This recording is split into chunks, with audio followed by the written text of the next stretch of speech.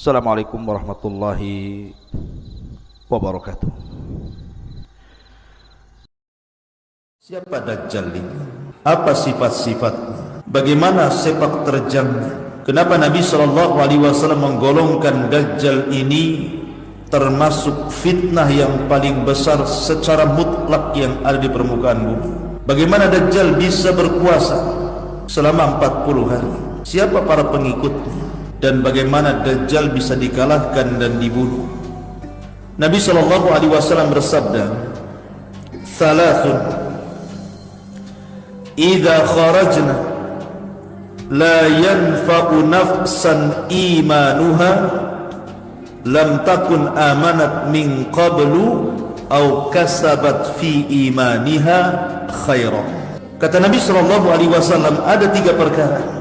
Kalau sampai keluar 3 perkara ini, maka tidak akan bermanfaat setiap jiwa iman yang dibawanya. Bayangkan di sini Nabi SAW mengatakan la yanfa'u nafsan imanuha. Tidak akan bermanfaat iman yang dibawanya. Artinya tobat sudah ditutup. Percuma orang kemudian bertobat kepada Allah Subhanahu wa ta'ala karena tidak manfaat iman. Kemudian Nabi SAW menyebutkan 3 perkara itu. Pertama, tulu'us syamsi min maghribiha. Kalau seandainya matahari terbit dari arah barat. Wad Dajjal, dan juga keluarnya Dajjal. Wadabatul ardi, dan juga keluarnya binatang melata yang keluar dari perut bumi dan bisa bicara. Ini 3 perkara kalau sampai terkumpul, maka iman seseorang tidak bermanfaat lagi. Baik dia beriman sebelumnya ataupun belum beriman sebelumnya, dan dia ingin tobat, tidak manfaat sama sekali. Dan Nabi SAW menyebutkan tentang Dajjal di sini, menunjukkan bahwa ketika Nabi SAW mengatakan apabila 3 perkara ini keluar tidak manfaat iman seseorang, salah satunya Dajjal, berarti munculnya Dajjal ini membahayakan iman, sangat membahayakan iman. Dan Dajjal keluar, kata Nabi SAW, la yakhrujud Dajjalu hatta yadhala nasu an dzikrihi. Dan Dajjal tidak akan keluar sampai manusia melupakan untuk menyebut-nyebut Dajjal. Wa hatta tatrukal a'immatu dzikrahu 'alal manabir. Bahkan para duat, para ustaz, para syekh, para imam, mereka sudah tidak mau bicara lagi soal Dajjal di mimbar-mimbar mereka. Jadi ketika kita cerita Dajjal pada malam hari ini, hakikatnya memperlambat munculnya Dajjal. Sebab saya masih bicara Dajjal. Tapi kalau Dajjal sudah tidak diceritakan, Dajjal sudah dilupakan, yang dibicarakan perkara-perkara lain, Dajjal muncul ketika tidak disebut-sebut namanya. Maka pembahasan di malam hari ini hakikatnya ketika kita membahas Dajjal itu untuk memperlambat munculnya Dajjal.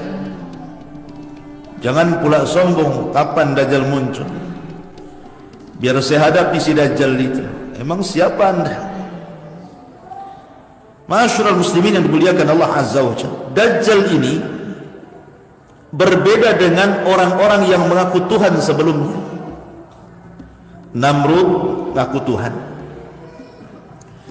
Fir'aun mengaku Tuhan, sampai-sampai Fir'aun mengatakan, ana rabbukumul a'la, saya Rabb kalian yang paling tinggi. A ilahun ghairi, apakah ada Tuhan selainku, kata Fir'aun. Kemudian juga Dzulwas ngaku Tuhan. Banyak orang-orang yang ngaku Tuhan, para raja di zaman dulu itu ngaku Tuhan, tetapi berbeda dengan Dajjal.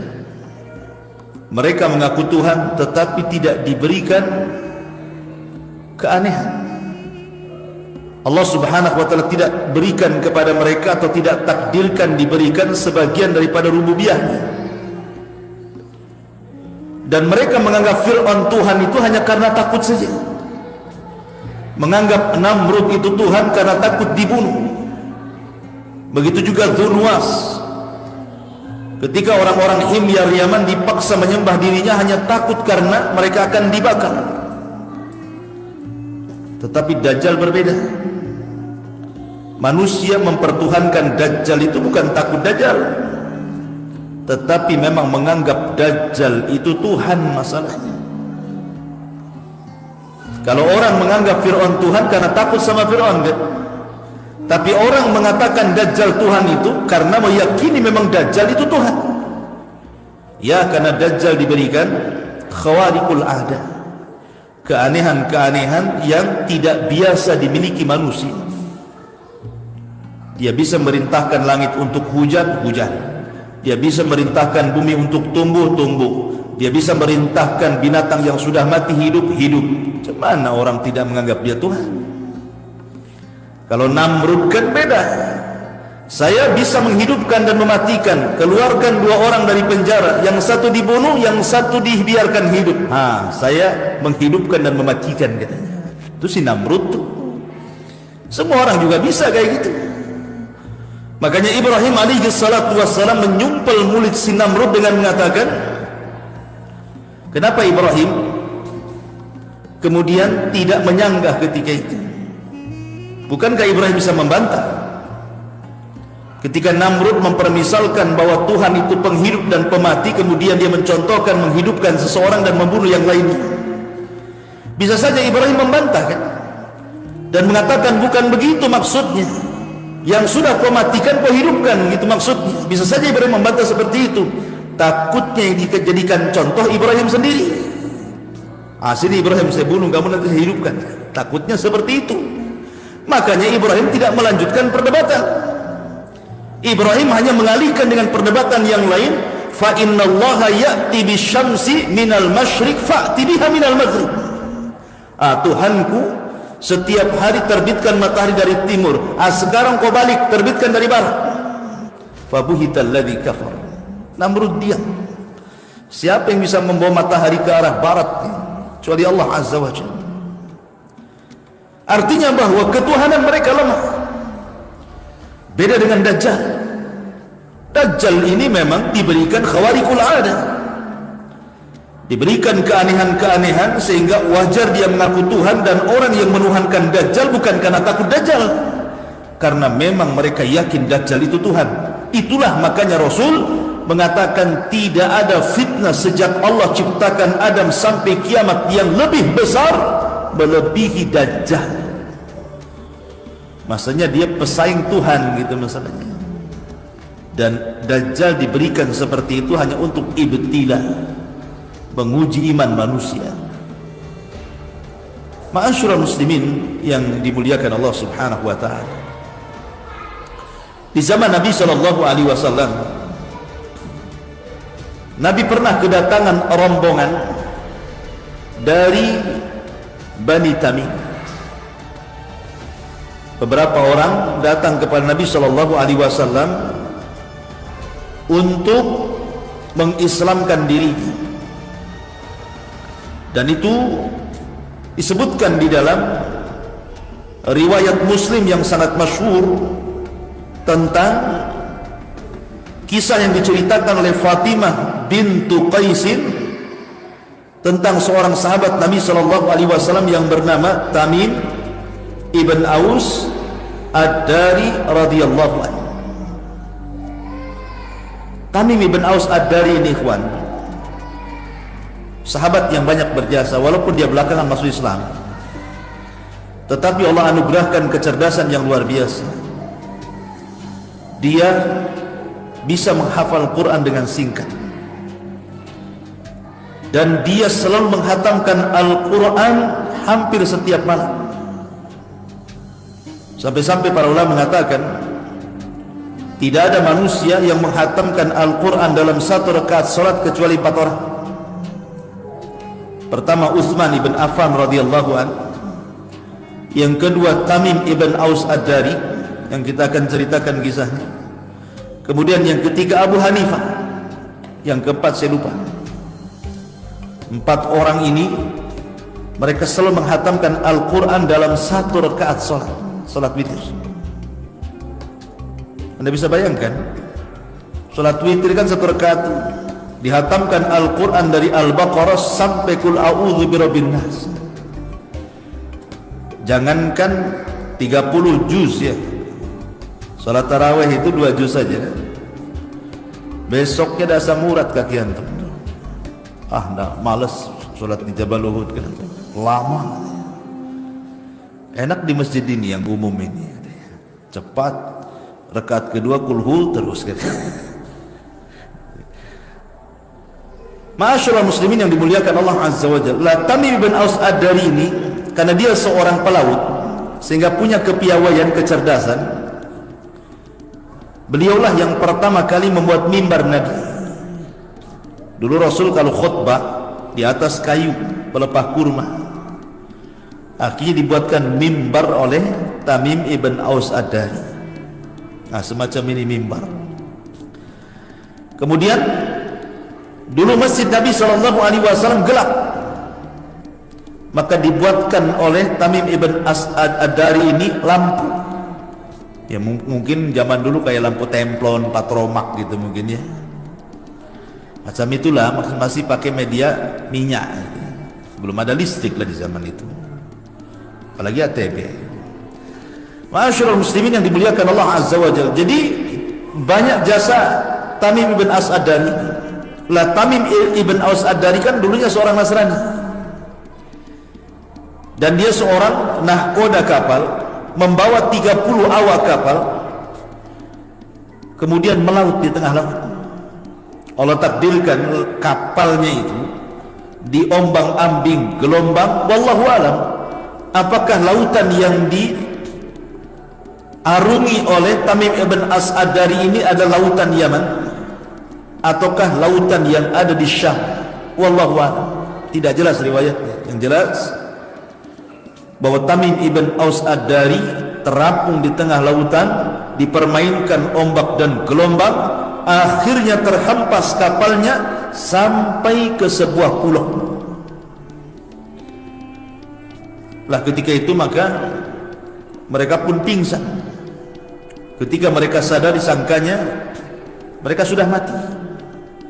Rupanya mereka masih hidup. Semua awak kapalnya hidup, 30 orang itu.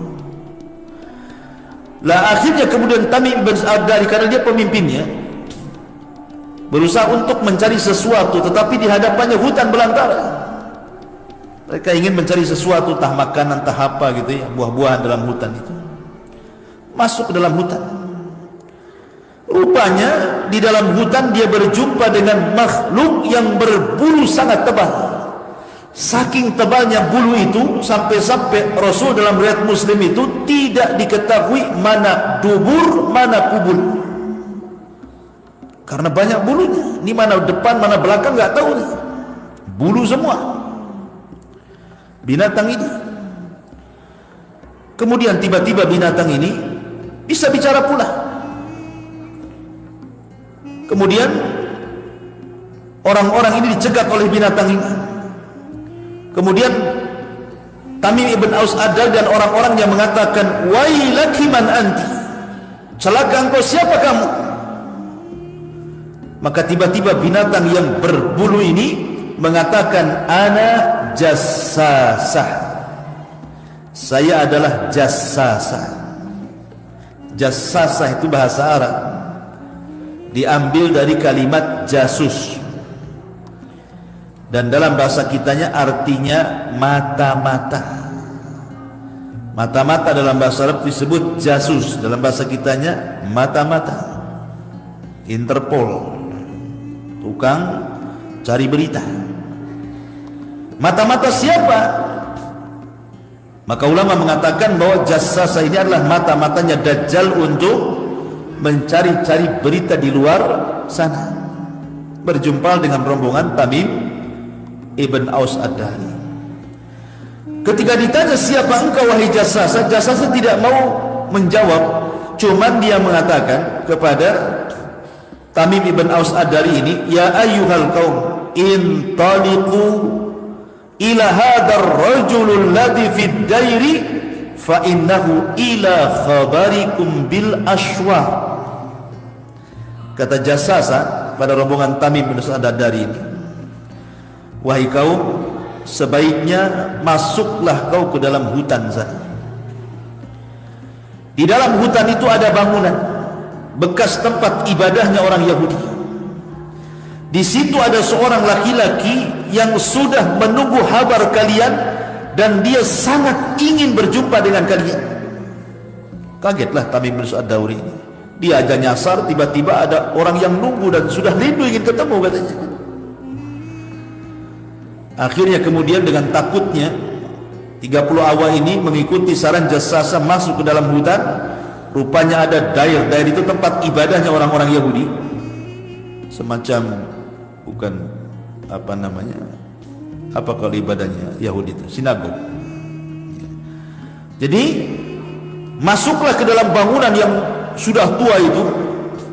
Rupanya dalam bangunan itu ada orang yang sangat besar sekali, besar tinggi sekali. Lehernya dirantai, kakinya dirantai, tangannya dirantai. Kemudian tiba-tiba dia bertanya kepada Tamim ibn Aus Ad-Dari ini, min aina antum? Dari mana kalian? Maka kemudian Tamim ibn Aus Ad-Dari mengatakan, nahnu min jaziratil Arab. Kami dari jazirah Arab. Kebetulan ada 3 soalan yang ingin saya tanyakan kepada kalian. Dan 3 soalan ini berkaitan dengan tempat-tempat yang ada di Palestina. Berkaitan dengan 3 tempat, semuanya ada di Palestina. Pertama bertanya tentang Buhairah Rahib, atau bahasa kitanya Danau Tiberias. Bahasa Arabnya Buhairah Rahib. Kemudian yang kedua bertanya soal Nakhlu Baisah, kebun kurma Baisah. Dan yang ketiga Ainuz Zughar, mata air Zughar. Dajjal bertanya tentang 3 soalan ini. Pertama tentang Danau Tiberias. Kata Dajjal masih ada airnya. Kata Tamim ibn Aus Ad-Dari, oh airnya masih penuh. Masyarakat sana masih memanfaatkan air dari Danau Tiberias. Kata Dajjal, sebentar lagi danau itu akan kering. Kemudian Dajjal bertanya soal Nakhlu Baisah, kebun kurma Baisah, apakah masih berbuah? Maka Tamim ibn Aus Ad-Dari mengatakan, luar biasa buahnya, tidak pernah habis, panen terus. Kata Dajjal, sebentar lagi akan mati dengan batang-batangnya. Kemudian bertanya tentang Ainuz Zughar, mata air Zughar. Tapi Dajjal tidak menyebutkan akan kering seperti Danau Tiberias. Kenapa? Karena nanti pasukan Dajjal itu mereka akan bermarkas di Ainuz Zughar di akhir zaman. Makanya tidak dikatakan mengering. Dan sekarang Danau Tiberias sudah jauh mengering. Kemudian juga kurma Baisan sudah hancur karena sasaran tembaknya Israel ketika menyerang Palestina. Udah nggak ada lagi, 1-2 aja mungkin yang tumbuh kurmanya itu. Artinya bahwa apa yang disabdakan Nabi SAW lewat periwayatan Tamim ibn Aus Ad-Dari dari perkataan Dajjal ini menjadi sebuah kenyataan. Dan yang terakhir Dajjal bertanya soal Nabi yang diutus. apakah sudah tampak atau tidak. Maka Tamim ibn Aus Ad-Dari mengatakan, ya saya mendengarnya, karena waktu itu Tamim belum masuk Islam, masih Nasrani, tapi dia mendengar ada nabi yang muncul di Mekah. Makanya ketika Dajjal mengatakan, apakah kalian mendengar soal nabi yang muncul di Jazirah Arab? Kata Tamim, iya. Hal qatalahu qaumuhu, apakah kaumnya yang memeranginya? Kata Tamim ibn Aus Ad-Dari, kaumnya memerangi dia dan mengusirnya. Maka Dajjal mengatakan, fattabi'u innahu alal haq, kalau kalian berjumpa dengan nabi itu, ikuti dia, karena dia di atas kebenaran. Dia Dajjal saja suruh ngikut nabi. Dajjal.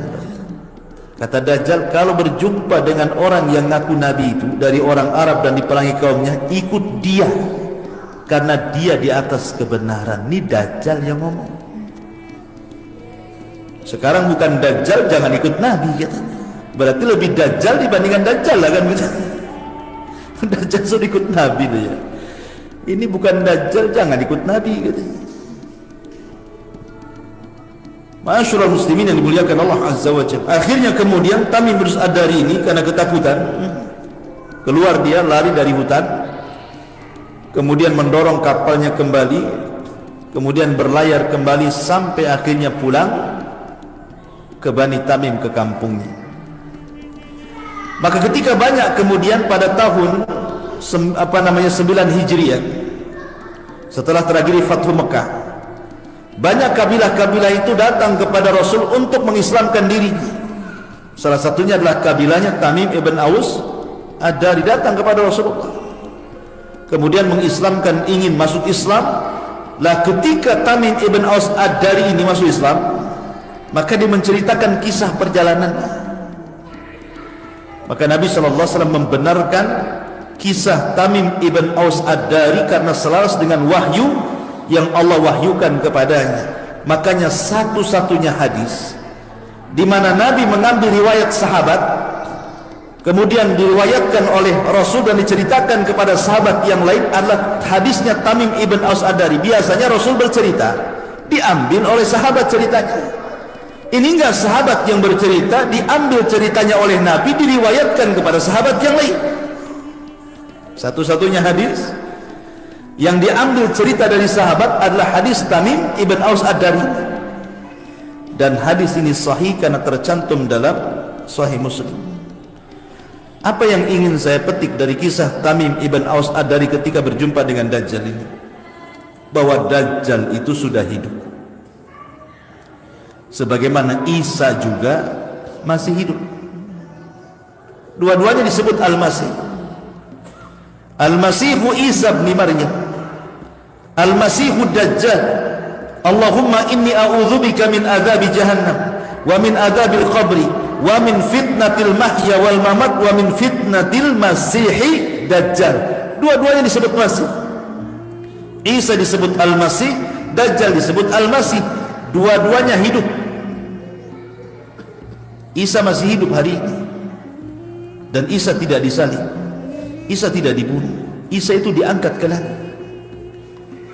Wa ma qataluhu wa ma sallabuhu walakin syubbiha lahu bal rafa'ahu Allahu ila sama, kata Allah. Isa tidak dibunuh sebagaimana prasangka Yahudi, Isa tidak disalib sebagaimana prasangka Nasrani, tapi Isa itu dinaikkan ke langit. Maka Isa masih hidup, sebagaimana Dajjal pun hidup dan pernah ditemui oleh Tamim ibn Aus Ad-Dari. Di mana tempatnya Allahu a'lam. Ada yang kemudian meramal bahwa tempatnya itu di Yaman sana, di sebuah pulau namanya Socotra. Tetapi tidak ada riwayat yang mengatakan Socotra itu pulau Dajjal. Siapa yang mengatakan Socotra pulau Dajjal? Dari mana dia tahu itu pulau Dajjal?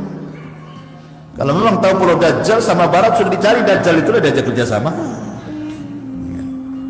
Tapi muncul pula orang-orang yang suka memprediksi akhir zaman, berani-berani yang menentukan sak pulau-pulaunya dia tahu, ibunya dia tahu, pesawat UFO-nya dia tahu, ada di Jogja katanya. La haula wala quwata illa billah. Masyarul muslimin yang dimuliakan Allah Azza wa Jalla. Jadi Dajjal itu hidup hari ini, sebagaimana Isa juga hidup hari ini. Dan Dajjal akan keluar di akhir zaman, sebagaimana Isa juga akan keluar di akhir zaman. Dan dua orang ini akan berhadap-hadapan, dan Isa akan membunuh Dajjal, karena Dajjal tidak bisa dibunuh kecuali seorang Nabi yang membunuhnya. Di zaman Rasul, ketika Nabi SAW selalu menceritakan Dajjal. Jadi antum jangan bosan kalau dengar Dajjal, si Dajjal aja Ustaz ini cerita, ini nggak ada lagi tema katanya. Nabi loh selalu menceritakan Dajjal sampai sahabat tuh ketakutan. Bukan bosan, ketakutan. Kalau kita bosan, Dajjal lagi, Dajjal lagi. Kalau sahabat ini ketakutan, karena Rasul itu selalu bicara Dajjal di mimbar-mimbar Jumat, di mimbar-mimbar perang. Saat berduduk-duduk santai di masjid cerita Dajjal, sampai sahabat ini ketakutan jadinya. Hatta dhananna annahu fi nakhlil Madinah, sampai sebagian sahabat menyangka bahwa jangan-jangan Dajjal itu sudah ada di kebun kurma kota Madinah. Ketika itu diisukan, karena Nabi SAW menceritakan tentang sifat-sifat Dajjal. Dia itu matanya buta sebelah, kemudian yang sebelahnya lagi yang normalnya itu seperti anggur yang muncul, kemudian di kepalanya tertulis kafaro, kemudian kakinya bengkok, kemudian pendek, keriting, dan begitu seterusnya. Intinya Rasul menceritakan sifat-sifatnya, dan tidak ada Nabi yang menceritakan Dajjal sedetail Rasul. Dulu para Nabi memperingatkan umatnya akan kemunculan Dajjal. Tidak ada satupun Nabi kecuali memperingatkan umatnya tentang Dajjal. Nuh memperingatkan umatnya tentang kemunculan Dajjal.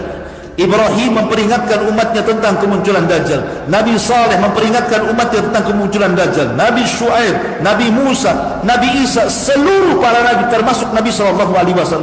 Ma min nabiyyin illa hadzara ummatahu an fitnatid Dajjal, kata Rasul. Tidak ada satupun Nabi kecuali memperingatkan umatnya akan munculnya Dajjal.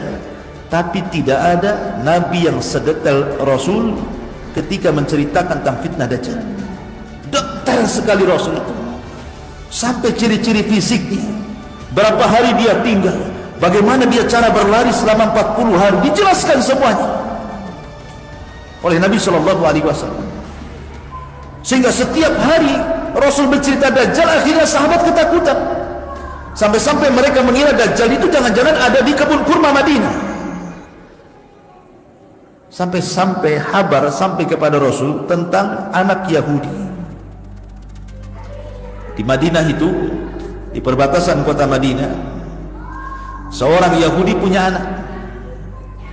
Anaknya ini ciri fisiknya 90% mirip dengan Dajjal.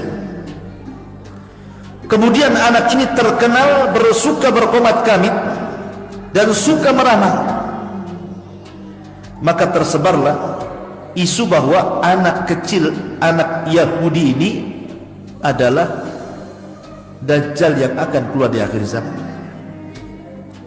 Akhirnya Nabi SAW mengajak para sahabat, Umar, Abu Bakar, Ibnu Umar, Abu Sa'id Al-Khudri, banyak para sahabat diajak Rasul untuk mengintai keberadaan anak kecil Yahudi yang bernama Saf, atau gelarnya Ibnu Sayyad. Saf atau gelarnya Ibnu Sayyad, anak kecil, anak orang Yahudi, tinggal di perbatasan kota Madinah, tinggal di kebun kurma. Jadi Nabi SAW setiap hari mengintip tuh, diintipnya anak kecil itu. Ketika sebagian sahabat melihat anak kecil persis sifatnya seperti yang disabdakan Rasul, sampai Umar berani bersumpah.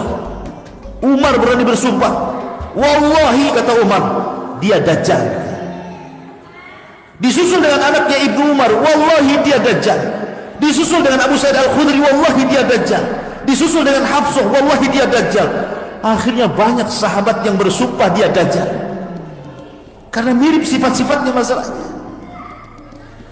Tapi Rasul tidak mau tergesa-gesa. Nabi SAW ingin betul-betul mencari kepastian dulu, tabayun dulu, betul nggak dia Dajjal.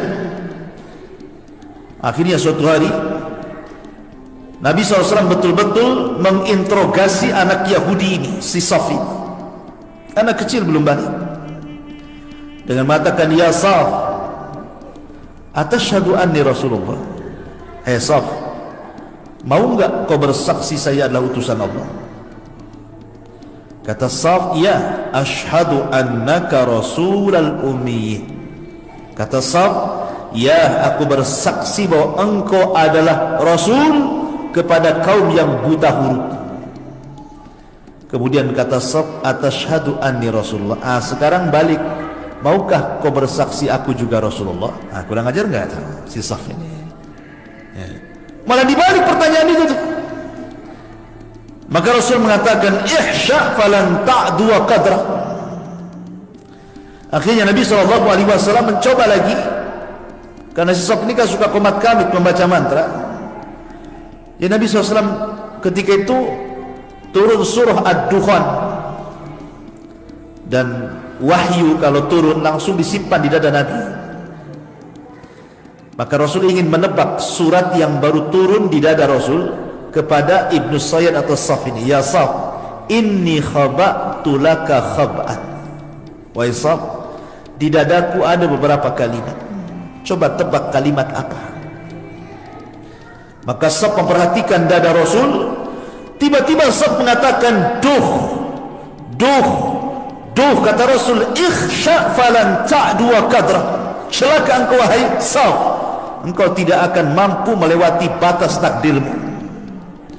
Tapi kan dia sudah benar, dia mau mengatakan dukhan tetapi tidak bisa, sehingga duh gitu saja. Tapi kan sudah benar itu.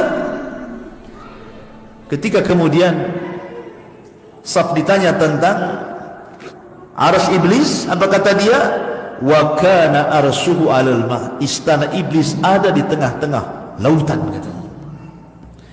Maka Rasul kemudian pergi.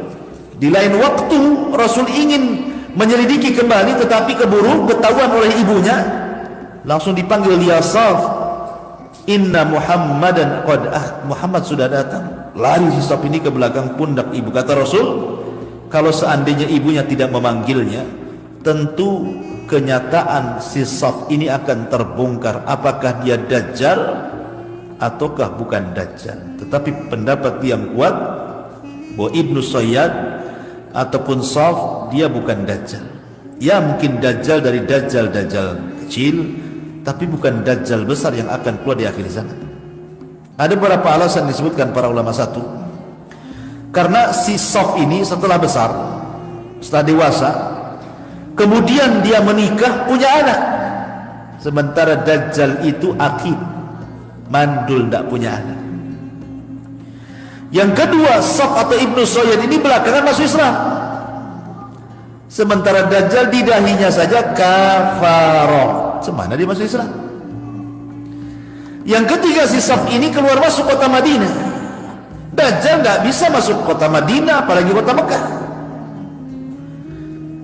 Masalahnya banyak para sahabat yang bersumpah si Saf ini Dajjal. Salah satunya Abu Sa'id Al-Khudri.